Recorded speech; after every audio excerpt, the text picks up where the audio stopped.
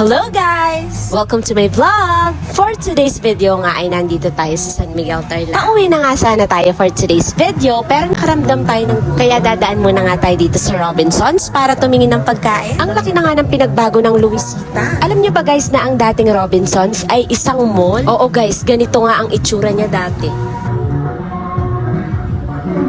Para nga itong SM natin dati, siya nga yung may unang motto ng We've Got It All For You. May movie theater pa nga dyan sa taas dati. At dahil uso nga nun yung mga video, okay. Naalala ko merong kumuha sa akin na GMA7 yata yun. Dahil wala tayong cellphone dati, nawala din yung calling card na binigay niya. Sayang de sana sikat na ako ngayon.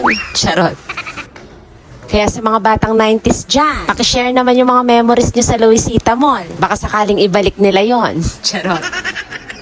Ayan nga at nakapasok na tayo sa Robinsons. At meron ngang potato corner dito, pati Belgian waffles. Kaya lang hindi yan ang cravings natin for today's video. Ayan, papunta na nga ako sa supermarket at nakita ko dito sa right side yung pick up coffee. At dahil hindi nga tayo nagkakape, daanan lang natin siya. Palabas na nga to guys, mukhang hindi tayo makakakain na. At yan nga napansin ko sa labas, umaaraw at umuulan. Sabi nga nila dati nung bata ako may kinakasal daw na duwende. Totoo ba yun? Kasi hanggang ngayon tumanda ako, yun pa rin ang paniwala ko. Uy, ayan, mabuti na lang nakakita tayo ng Korean food baka iba yung iniisip niyo. Located nga itong Seoul Street Food sa tabi ng Starbucks Luisita.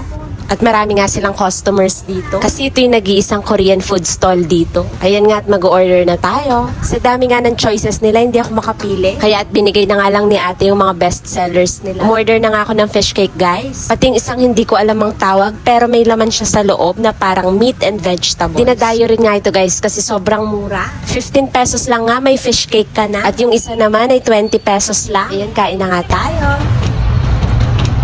Ano po ito? Dumpling sauce, ma'am. Yan po yung sa usawan niya. Masarap na nga yung mga fish cake pero mas pinasarap pa nga nitong sauce na ginawa ni ate. O siya, galit-galit na muna tayo. Kakain na muna ako. Yun lang for today's video.